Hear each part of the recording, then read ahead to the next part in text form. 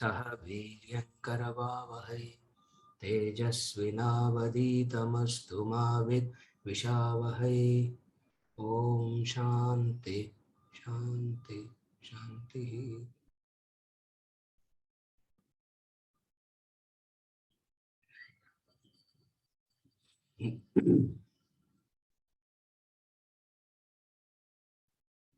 Till now, we have studied this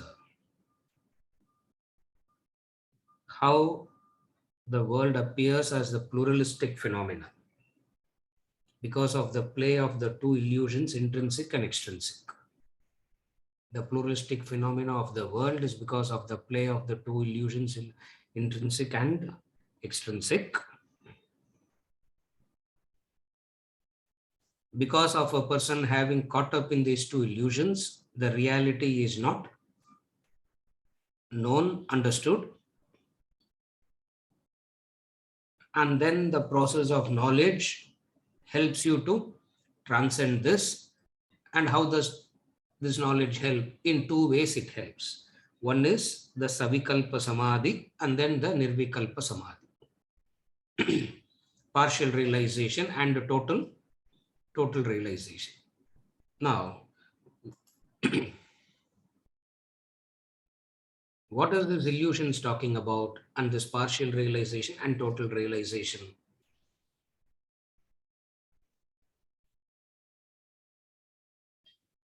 The knowledge says, the enlightened masters of the past says, there is the Swarupa, there is the original nature of us which is not known. And that unknown original nature is Purnam, complete. Isavasya Upanishad starts with this.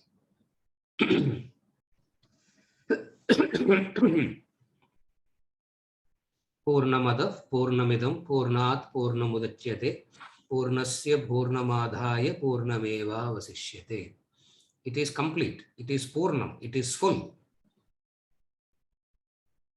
Not recognizing that fullness is ignorance. Not knowing, not recognizing that fullness is ignorance. And that ignorance leads to a misconception.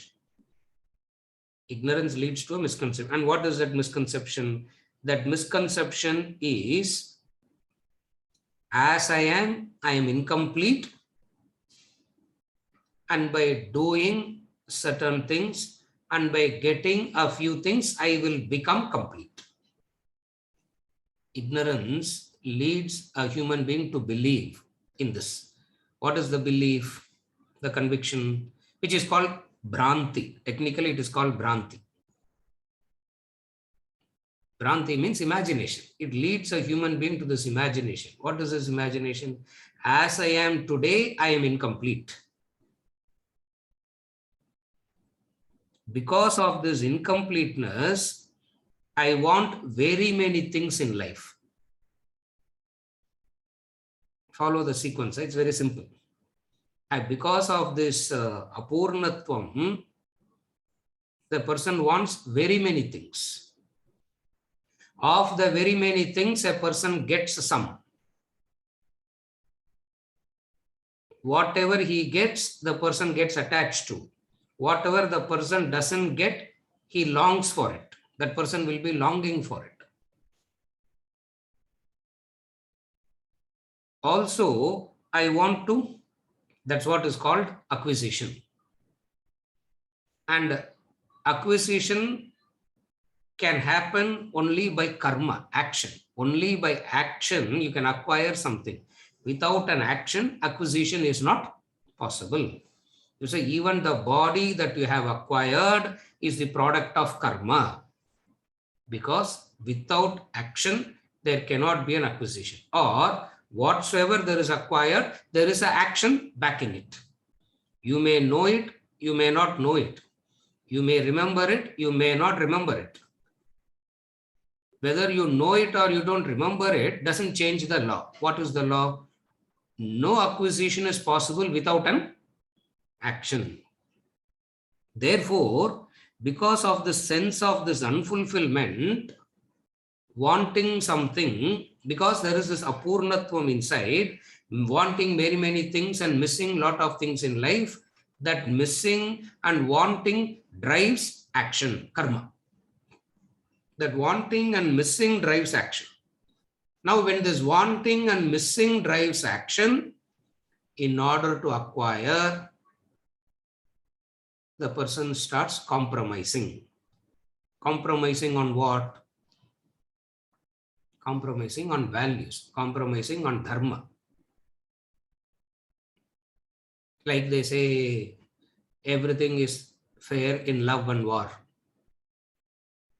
Isn't it? All is fair in love and war.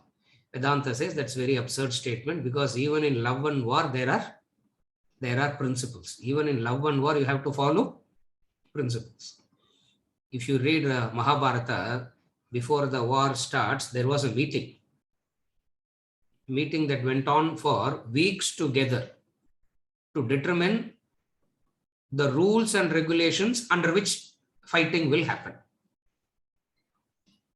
Very interesting portion. Even in war, you got to follow values. Why you got to follow values, dharma, even in war? Because it is an action, and that action will give you, and the action will produce a result, and that result will further reinforce your ignorance. Again, I repeat, the ignorance drives the action. You break the barriers to get it, and the very fact that you are breaking the barriers itself reinforces the ignorance further. Thus, the human being is caught up. Technically, it is called that karma that a human being does to fulfill karma leads to punya and papa. Papa and punya. And what happens? This karma pala that is accumulated goes over a long period of time. When we say over a long period of time, as he says in chapter 7, as he says in chapter 8, as said in the Bhagavad Gita, as said in this Vedanta treatise, what we have studied already, it leads to reincarnation again and again and again. Because the karma pala that one acquires because of actions driven by this ignorance cannot be exhausted in one janma. It takes bahunam janmanam ante jnanavan mam prapadyate, Bhagavad Gita. After many janmas alone, you become this jnani Arjuna. So why is this? What is the starting point of all this? The starting point of all this is a misunderstanding, a misconception that as I am today, I am incomplete. And by having a few things, acquiring something, I will become complete. That sense of incompleteness, Maya starts from here. Where does Maya begins? The sense of incompleteness is illusory. Illusion starts from that. At this point, illusion starts and gives a permanent solution to that incompleteness. Because it says the very incompleteness is illusory. And we studied what all ways in which those illusions happen and what all ways it happens, all that thing. By gaining this knowledge, what goes out? You are incomplete goes out. You are incomplete goes out, and completeness is going to become an acquisition. Ignorance says even completeness cannot become an acquisition. If completeness is an acquisition, you will lose it. Because all that is a product of action has a shelf life.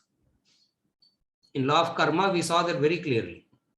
All that is a product of action has a shelf life. Why? Limited action cannot, action that is limited by nature will produce result that is limited by nature. You cannot have an action that is limited by nature and have a result that is permanent, infinite by nature. Therefore, incompleteness is not something that you conquer through action. Incompleteness is that which you understand it as illusory.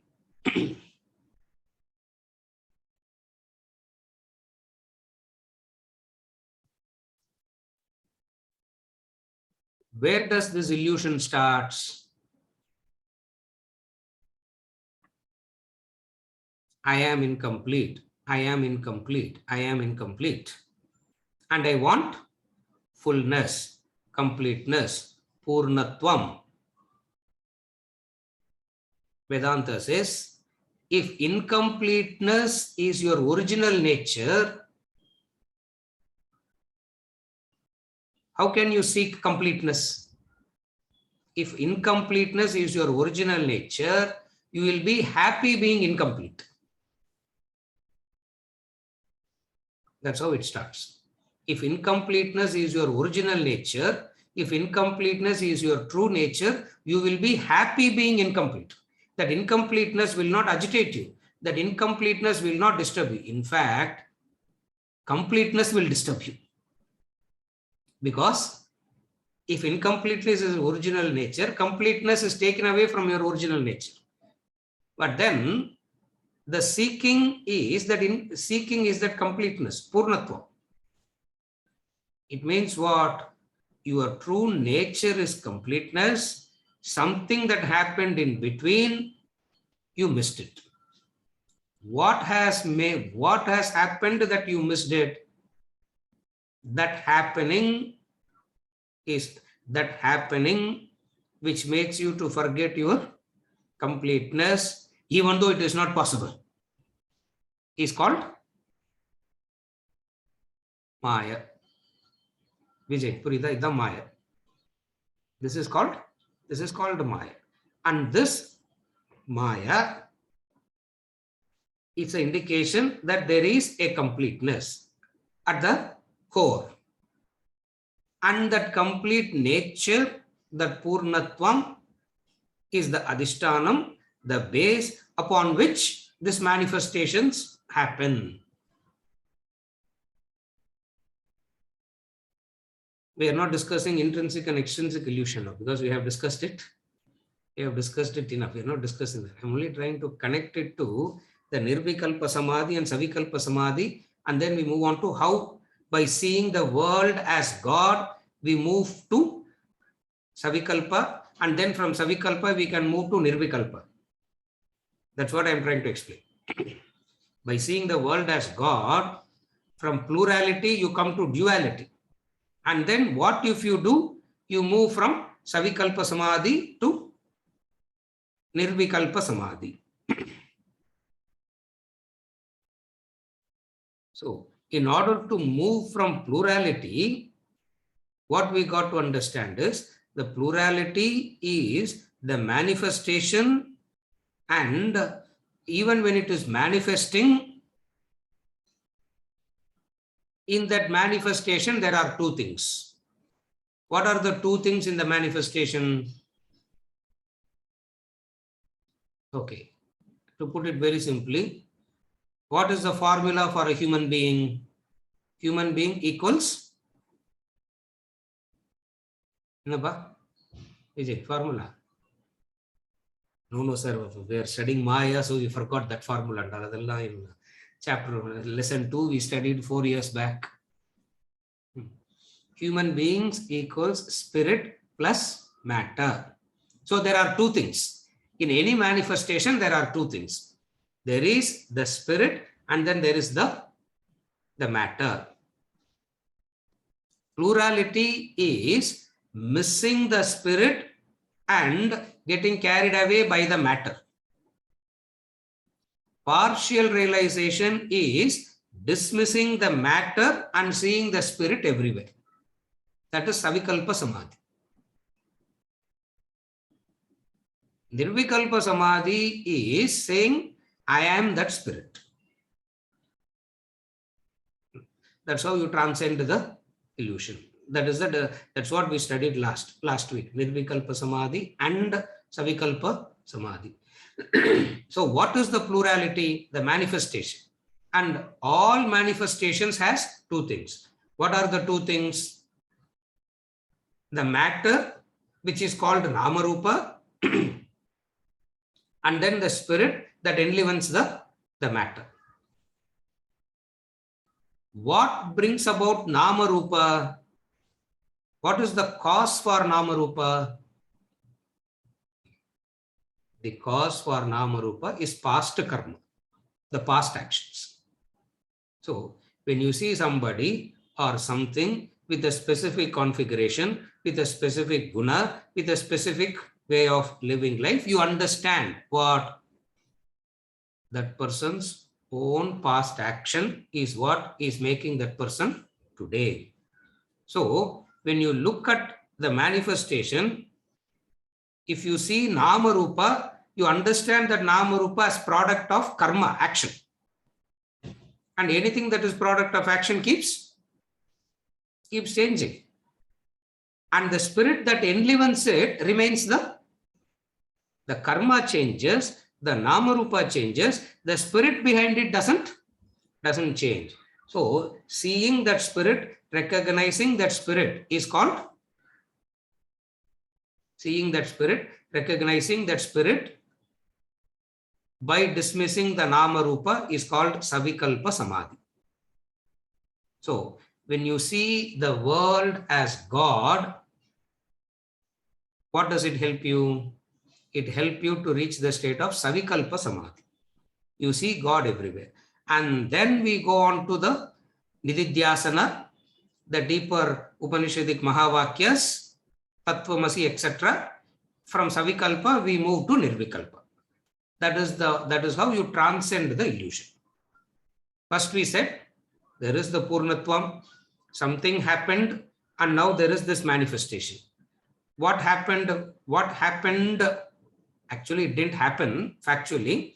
It appears as though something has happened, as a result of which there is this manifestation. What is this manifestation made up of? Two things, the spirit and matter. And what is the cause for matter? Karma is the cause for matter. And this matter, the technical word for it is matter. The practical word for it is Namarupa, names and forms. So in the topic world is God, what we will be discussing, how the names and forms is nothing but the spirit, the God. The world which is made up of name and form, Namarupa, is all supported by God. So when you see the world, what can you see? You can see it as Namarupa. When you see it as Namarupa, what will you miss? The spirit you will miss. When you see it as spirit enlivened by Namarupa, what will happen? You will still be seeing the Namarupa, but you will be unaffected by that Namarupa. That is Samadhi, Savikalpa Samadhi, which is called as Samadhi, because the Sanskrit word Samadhi is Samadhi. Dhi means equanimity. Sorry, Dhi means intellect. Sorry, Dhi means not equanimity. Dhi means Buddhi, the intellect. Sama means even, same, one. So, Samadhi, the same, the intellect that sees the same in everything and everywhere. That is Savikalpa Samadhi. Nirvikalpa Samadhi is what we studied in the Bhagavad Gita, Sthita Prajna. If you want to understand Nirvikalpa Samadhi, we have a lot of references for Nirvikalpa Samadhi. The reference for Nirvikalpa Samadhi, which is easy, where we can go and refer, is the Sthita Prajna portion in Bhagavad Gita, where Arjuna asks, samadhistasya keshava sitadi kim prabhasheta kimasita vrajeta kim. And then Krishna starts answering in 55, chapter 2. Prajahati yada kaman sarvan partha manogatan atmanye atmana tushtaha sthita prajna stadochyate. All that is the state of nirvikalpa samadhi. A state prior to that, as a preparatory state, is that state of savikalpa samadhi. What is savikalpa samadhi? Where you see the divine everywhere. Result of seeing the divine everywhere is the nama rupa stops affecting you. The nama rupa stops bothering you. The nama rupa stops disturbing you, because you understand what? You got nothing to do with that nama rupa, because that nama rupa is the product of that individual karma, and that individual karma will experience the individual karma phala. Therefore, all religions helped us in one way. What is that in one way? To come to the level of savikalpa samadhi, making us see God everywhere. What is making us see God everywhere? We are all children of God. We all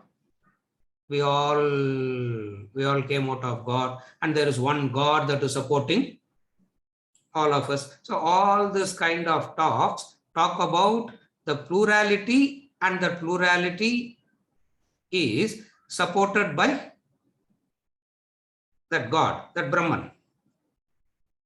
Vedanta goes one step deeper and says, even the plurality that you see, nama rupa that you see, is nothing but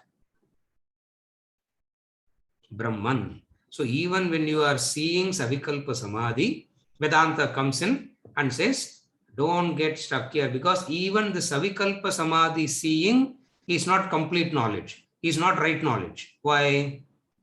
Because you are still seeing something else apart from Brahman. So what is the true knowledge? Savikalpa samadhi is like saying, the snake that I am seeing is the rope. Is it? The snake that I am seeing is the rope, is savikalpa. Nirvikalpa is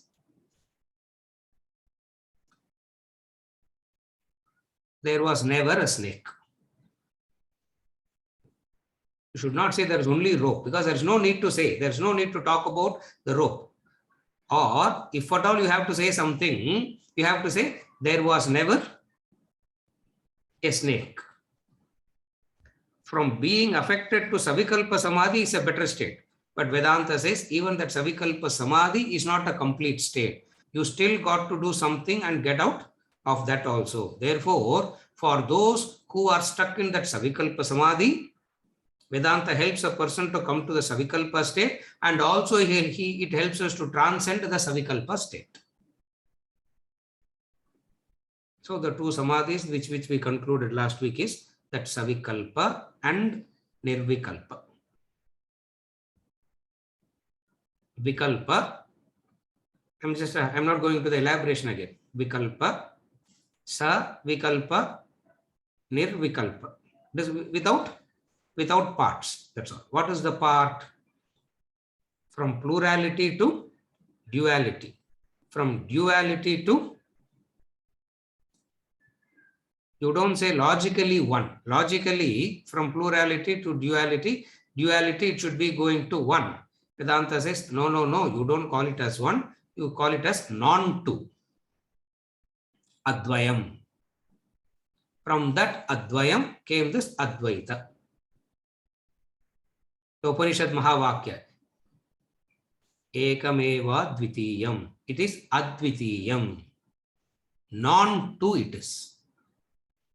If it is non-two, what is that non-two?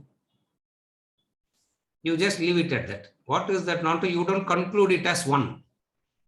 Non-two means it is one. No. You don't come to that conclusion through the buddhi. You leave it at that for Anubhava experience. You leave that part of it for Anubhava and experience. And those who have had that experience comes and tells us that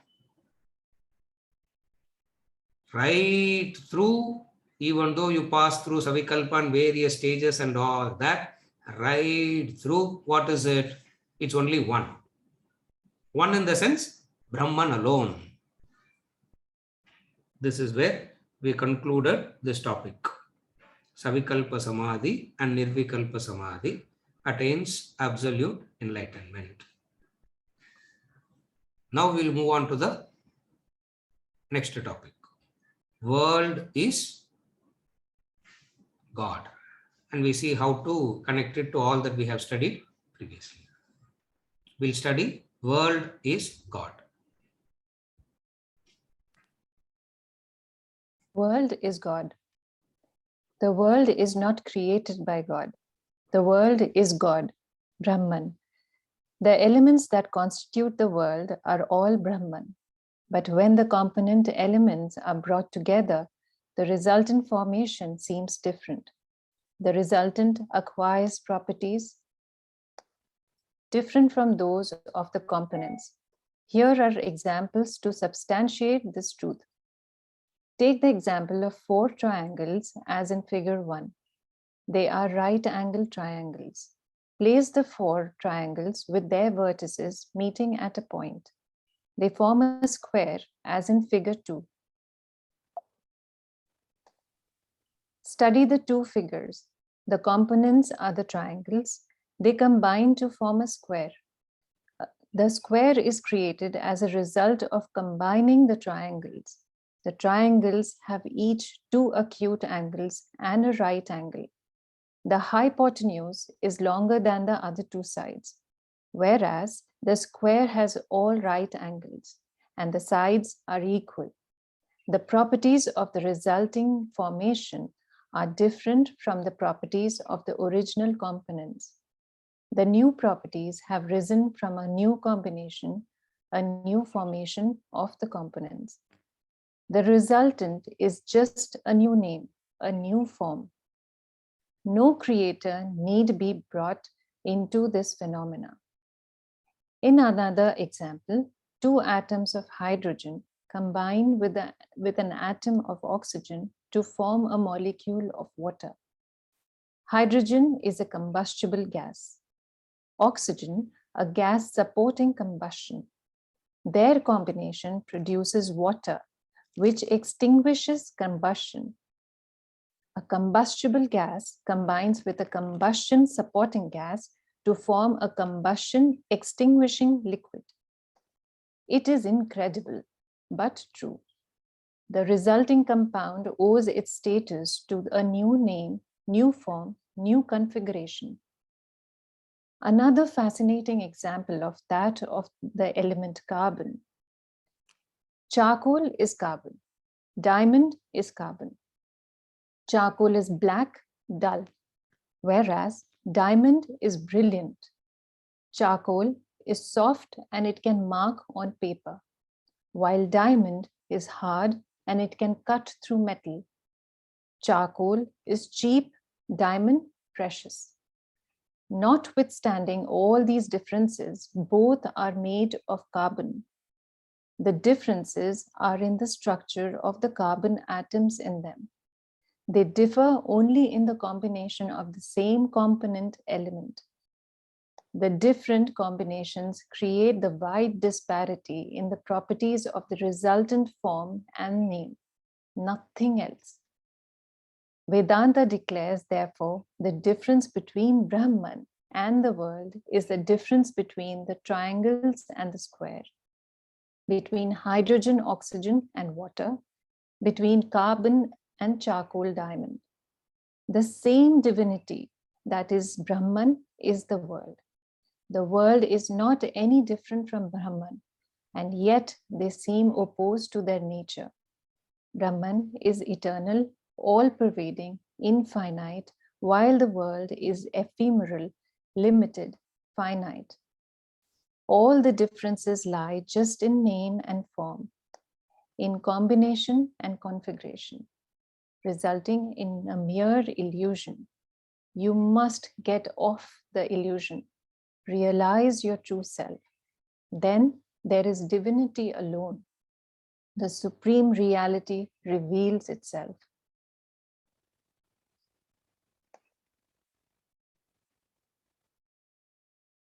The world is not created by God. The world is God. The elements that constitute the world is Brahman. When the component materials are brought together, the resultant is different. The resultant formation appears different. So, what you see as plurality is an appearance. In truth, there is no plurality.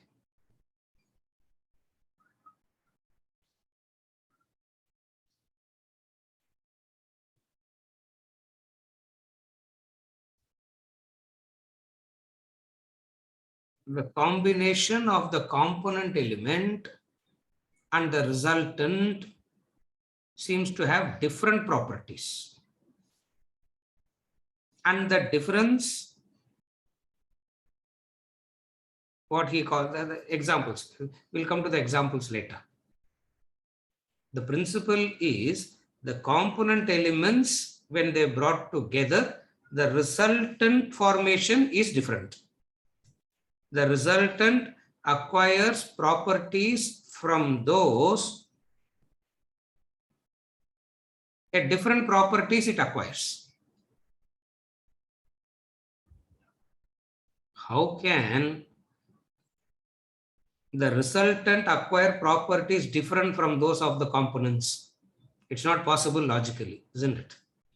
Logically, it is not possible because you combine these two, it should also be of that same thing only. But here he is saying what is happening in the world is the resultant acquires properties different from those of the components. Because of it appears different, it is misunderstood as they are separate. The reality is they are not separate. So what is it? 3 examples are taken. The first one is the triangle. The second one is hydrogen and oxygen. The third one is carbon. 3 examples are taken. How made up of the same thing, but the resultant appears very differently. First example is the charcoal. First example is triangle.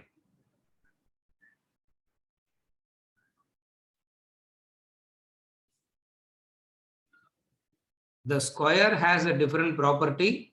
The triangle has a different property.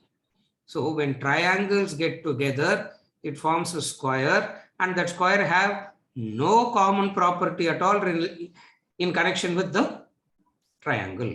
That is the first example. The second example is hydrogen and oxygen. Hydrogen and oxygen has a property. What is the property? Combustible gas. Their combination produces water that extinguishes combustion, that extinguishes the fire. They cause fire and then they combine in a different form and they extinguish fire. Same elements combine in one form causes fire. The same elements combine in different form and extinguishes fire. The third example is carbon.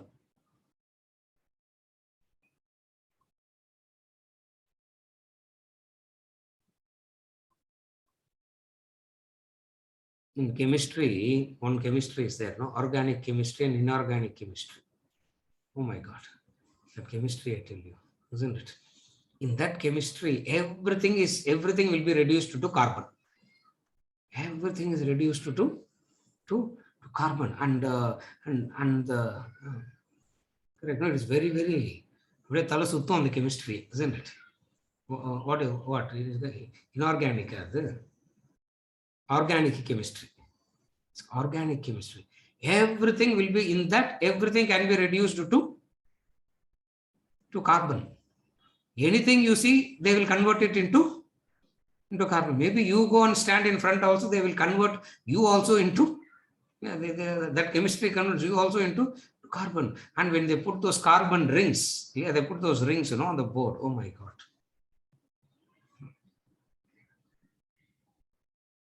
Same carbon in one configuration, it is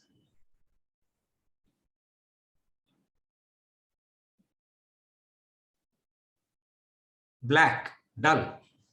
In another configuration, it is brilliant. Diametrically opposite values, isn't it? Anyway, both are carbon, no. Srikanth. Carbon. So I will give you half a kg of charcoal, you give me half a kg of diamond. Anyway, both are carbon only. No, what difference does it make? Oh no, it has got a diametrically opposite properties. One is cheap, the other is precious. One marks on paper. You can write you can mark on paper with charcoal.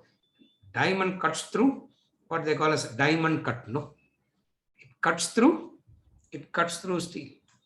Notwithstanding all these differences, the fundamental material is made up of carbon. What is the difference here? The difference here is because of the combinations. Element being the same, when they combine in different proportions, in different formulations, you see a wide disparity in the resultant Nama Rupa. The resultant, what you get is the Nama Rupa. That's why in Vedanta, straight away dismisses the world as Nama Rupa. What you see is nothing but Nama Rupa, but the fundamental material is the same. What is that fundamental material? That fundamental material is divine, and yet world and Brahman seems to have opposite nature, just as charcoal and carbon. Though they are made up of the same material, carbon, they seems to have exactly opposite. They seem to have exactly opposite properties, isn't it? What are the opposite properties?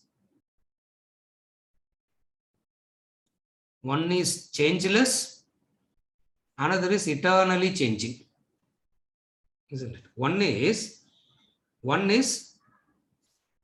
changeless. At all, it doesn't know what changes. Another doesn't know what it is to be static. World doesn't know what it is to be static, because world is that which is constantly changing.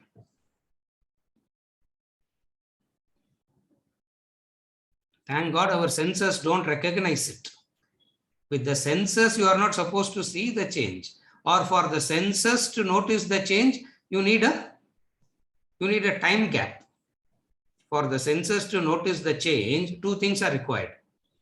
Some period of no contact is required, and the time change is also required. Then only senses can recognize the change.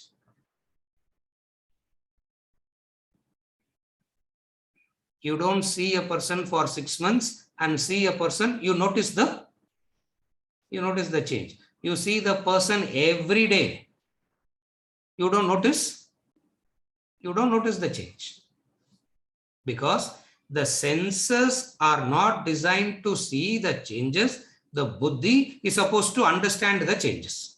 Buddhi is supposed to understand the change. You can't see it or you can see it, but it takes a long period of. So, what is the property of Brahman and what is the property of the world? And they are diametrically opposite in nature. They are diametrically opposite. What is it? Brahman is eternal, all-pervading, infinite. World is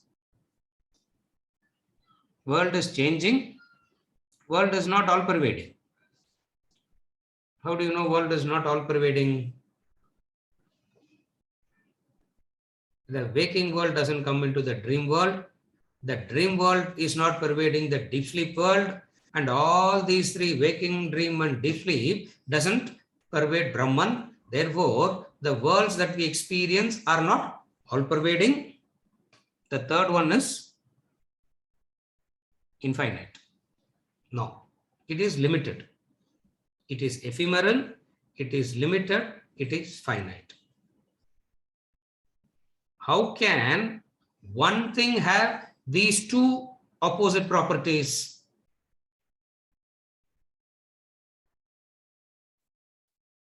Logic may not be able to prove it. If logic is not able to prove it, Ramtirtha says, change your logic. He says, change your logic, because the problem is with your logic. The law doesn't change.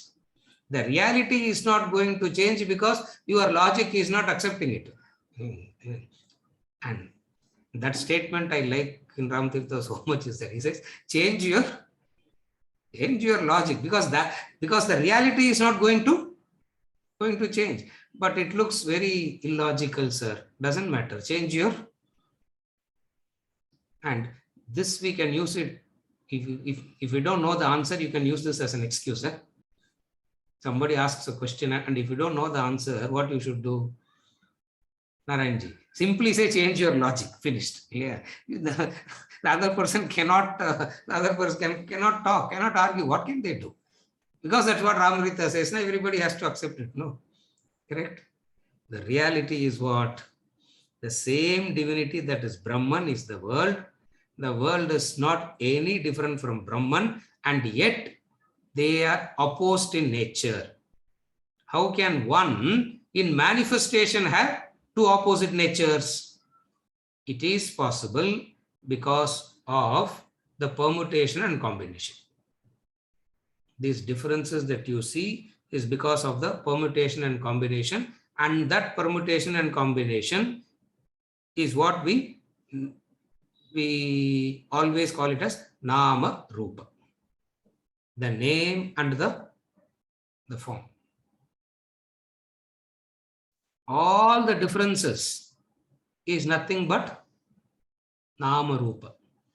A sinner, one Nama Rupa. A saint, another Nama Rupa. A sacrificial person, one Nama Rupa. A murderer, another Nama Rupa. Everything is boiled down to this reality, to this real understanding. What is the real understanding? That it is a mere illusion, just names and forms.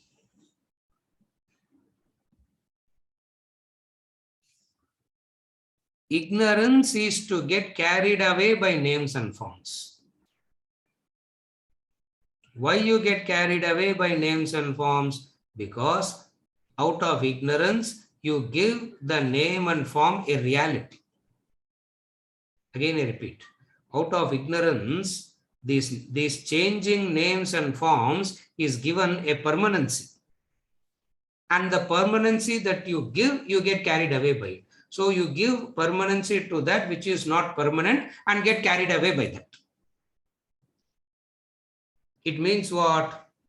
You see that which is not there and you get carried away by what you see. What is it called? Maya, illusion. Hold on, that's all. Lesson over. We'll go to the next. We can go to the next lesson. You create something and you get carried away by what you see. Missing the point that for you to create something, for you to imagine something, there is an adhara, there is an adhishtanam, there is something that is supporting it. And that is what is manifested in this infinite forms of Nama Rupa. How can one thing have this infinite variations? It is possible. You create I'll give you a simple example. how we give cause and effect relationship and all that. In the dream, there is a mother elephant and the calf. In the dream, there is a mother elephant and the calf. And there is a perfect relationship between the mother and the calf. What is the relationship, sir? You only told us, no, sir. It is the mother, you only said, no, it is the mother, it is the calf. It is very clear. The cause and effect, the relationships are all very, very clear. And yet, the truth is what?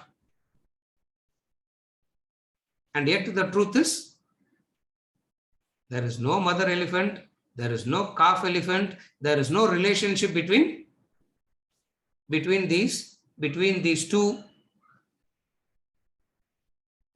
All this understanding becomes clear when you wake up. All this understanding becomes clear when you wake up, not as long as you are in the dream. So here, somebody who has woken up from this dream is telling us what? That's the great masters, the Upanishads. Is telling us that there seems to be a name and form, there seems to be a perfect cause and effect relationship, there seems to be everything so clear, precise, logically happening and all that. Even though it appears to be so, in reality, what it is? In reality, it is Maya. In reality, all that you see is nothing but Maya. All the differences lie just in name and form, in combination and configuration.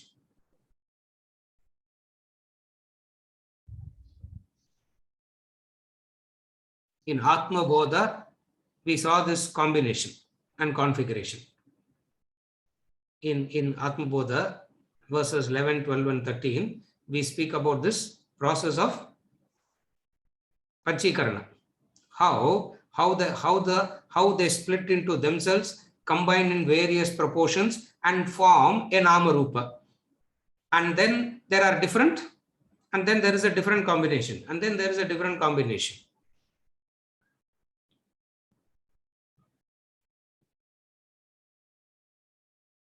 All are reduced to a basic element.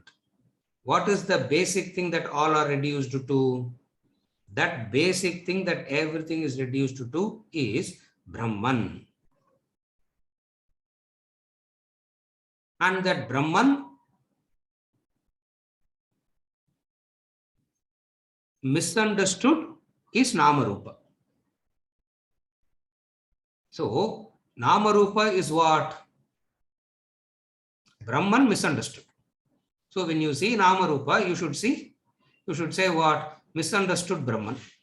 And what is real Brahman? Minus Namarupa. That's all. So, wherever you see Namarupa, what will you say? Misunderstood Brahman. You see me, misunderstood Brahman. I see you, misunderstood Brahman. And we don't see each other. Very good, sir. Why we met you, we don't know, isn't it? Very good it will be if we don't. That is seeing the reality.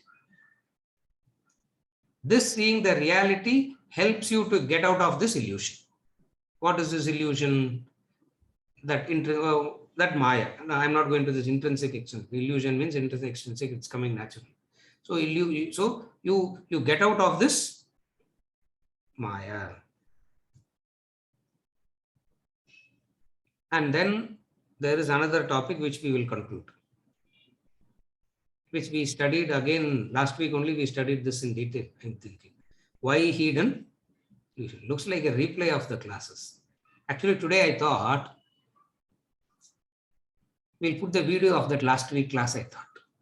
Yeah, same thing. No, I'm saying that's what we studied. Again, why hidden? Why hid and illusion? We will read that also, and we conclude this lesson on illusion, and then we will move on to the supreme reality from next week. Yes. Why hid and illusion? Why heat an illusion? If the world is a mere illusion, then all that goes in with the world is illusory. That being so, then Vedanta and its philosophy also becomes a part of the illusion. How then can it carry any more credibility, any more importance than the rest of the illusion? What respect and regard can Vedanta boast of when it is just an aspect of an illusion, illusory projection? Why heed this part of the illusion? Why hang on to Vedanta alone? How can one part of the illusion pull you out of the entire illusion? It is a pertinent question. Vedanta provides a brilliant answer. It is true that the knowledge and philosophy imparted by Vedanta is a part of the illusory world, but it has one distinction which all other parts of the illusion lack. Its unique character is highlighted in one potent simile, Swapna Simhavat, which means like a dream lion. The philosophy of Vedanta is compared to the lion. Imagine a dreamer suddenly encounters a lion in the dream. The lion is a part of the dream world, a figment of imagination like the rest of the dream.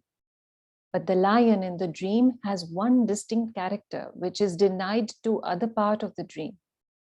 It is its faculty to catapult the dreamer from the dreaming state to the waking state.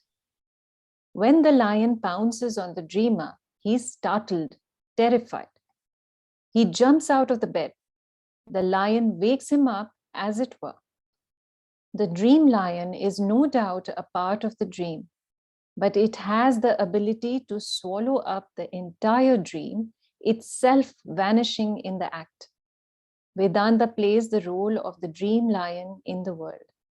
Its chaste knowledge is admittedly a part of the illusory world, but it has a unique power to dissolve the entire world, dissolving itself in the process.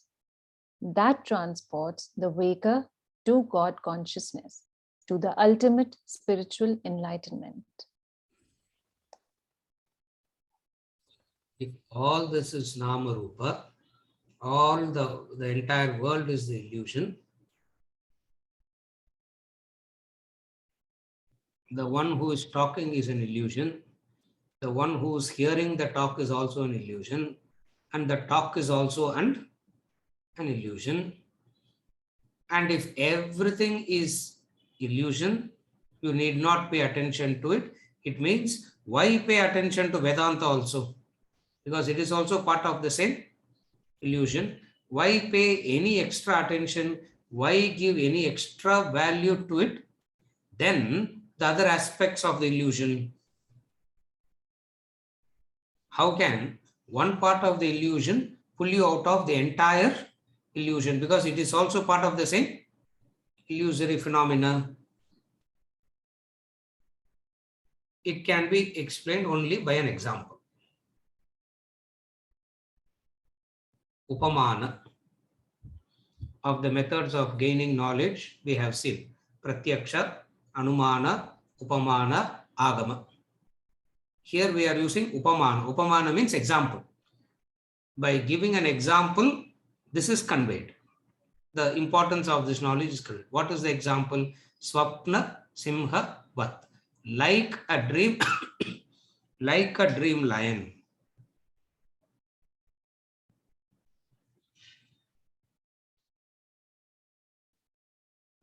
It doesn't come from the higher state. The lion doesn't come from the waking state into the dream state to wake you up.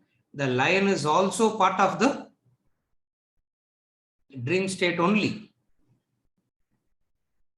As everything in the real, as everything in the dream is real, the lion is also real. As everything in the dream binds you to the dream, lion wakes you up from the dream. That's the only difference. Rest of the things in the dream binds you to the dream, as it were. The lion has the ability of not binding you to the dream and waking you up.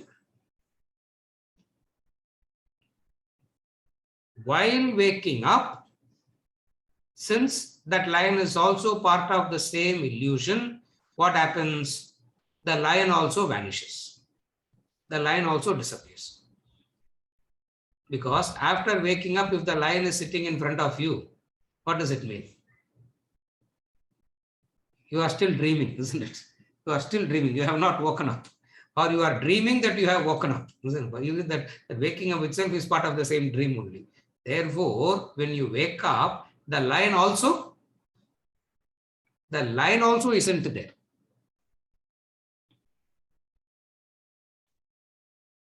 Without the lion, you could not have woken up.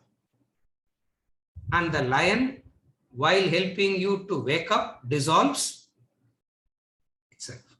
Therefore, he says, this knowledge is admittedly a part of the illusory world.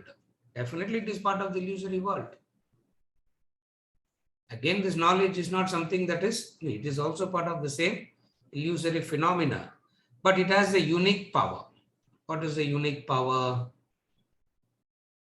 It helps you to wake you up from the dream.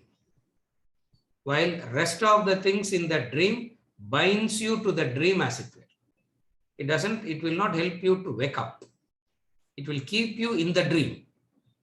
It will keep you bound to the dream more and more. Vedantic knowledge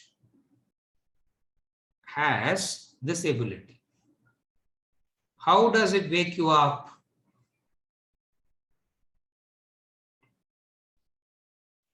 By telling you what you are thinking about you is imaginary. What you are thinking about you is imaginary. You do not know who you are. That's how it wakes you up. It says, what you think you are is not what you are.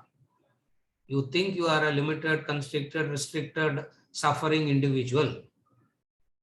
You think you are an individual that is lacking in something, apurnatvam. Vedanta comes and says, how does it wake you up? By reinforcing the purnatvam. That is why Vedanta doesn't say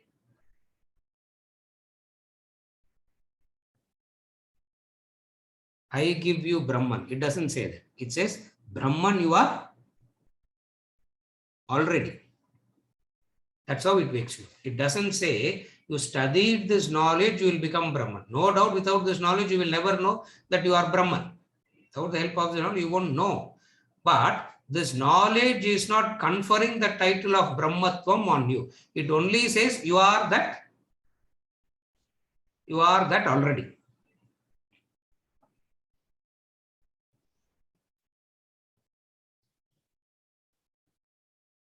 I am a saint. No, you are not that. Oh, does that mean I am a sinner? Does that mean I am a sinner? Answer is no, you are not that either. Sinner is one Nama Rupa, saint is another Nama Rupa. Who are you? Beyond the Nama Rupa. So anything that you talk about yourself, it negates that and establishes the reality. That's how it wakes you up. 3 important lessons. The supreme reality, the aphorisms is what we are going to study the next 2 lessons. This knowledge is going to wake you.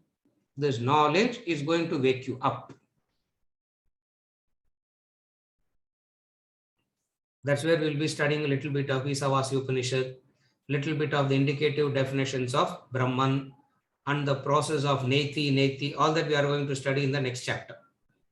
We'll be studying Isavasi Upanishad a bit, and then we'll be studying some indicative definitions, and we'll be studying the Neti technique, the process of assertion and negation, the Neti technique, and then the 3 schools of thought, fundamental schools of thought, Dvaita, Visishtadvaita and Advaita, because all this is the knowledge of the supreme reality.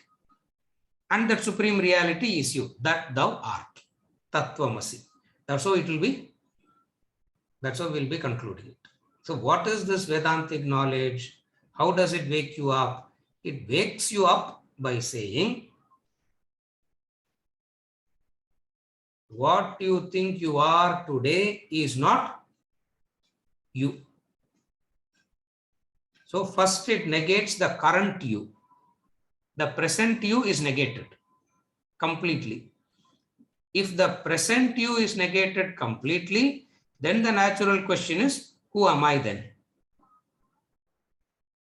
If the present you is real, asking this question, who am I, has no meaning, because you know who you are already. Are you able to follow? If the present I is not negated completely, you can never ask this question, who am I? Rajshekhar. Correct? Huh? Who are you? I am Rajshekhar. You know who you are already. Then how can you ask this question, who am I, after that? Then how can you go to this reality after that? Because you know who you are already. So what you know as you are has to be negated first completely. What you are is negated already. How it is negated? It is Nama Rupa, it is Maya. It is negated. Okay. Then who am I?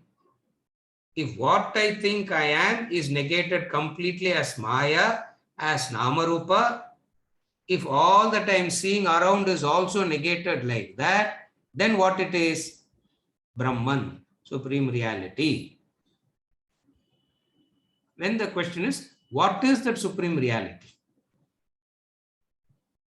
What is that supreme reality? It will start with the Isavasya invocation. Purnamada, Purnamidam, elaboration and all will be coming in that supreme reality. One of the fascinating Upanishads, that Isavasya Upanishad. We'll see that. When we go there, we will see that.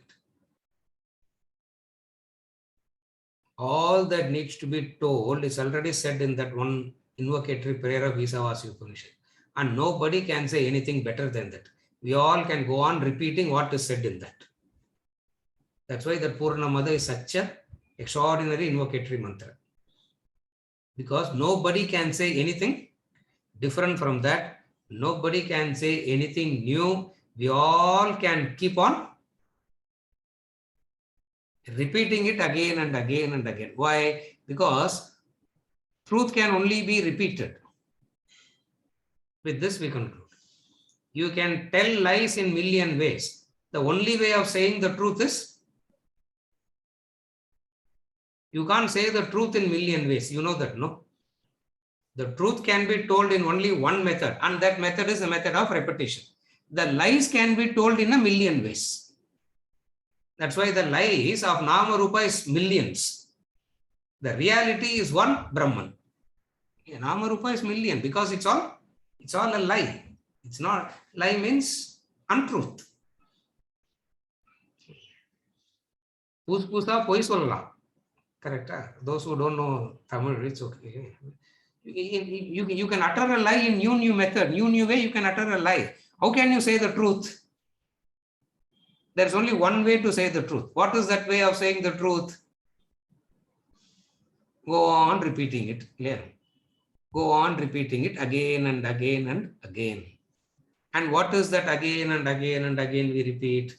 The supreme reality. And what is that supreme reality? Purnamada, Purnamidam, Purnat, Purnamudachyate, Purnasya, Purnamadhaya, Purnameva, Vasishyate. Start this mantra. It is so tempting to talk about it, but we have to talk about only next week only.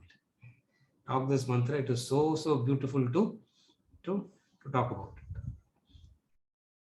Just to associate with it itself is so much of punya, just to associate with this mantra and hear it only. Forget about contemplation and actually anubhava, the experiencing it. So we have concluded a chapter, illusion.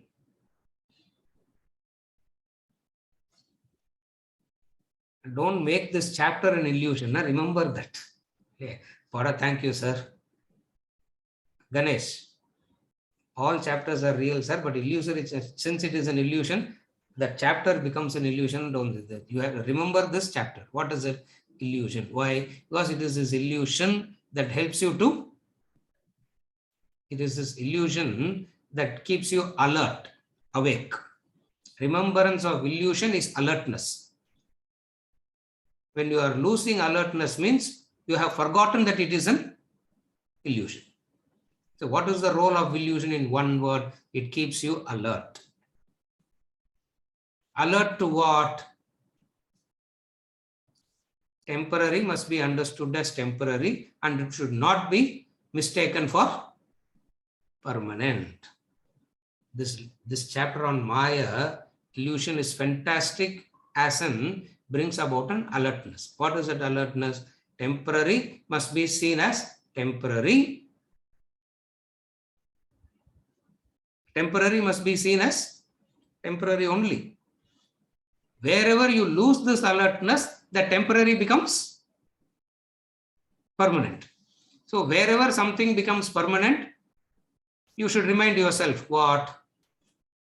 Maya. I should go back to Maya. I should go back to Maya. With this, we conclude chapter 19 and we move on to another beautiful chapter, the Supreme Reality. Anything that we have, Ganesh? Nothing. No, sir. No, sir. No, sir. Yeah.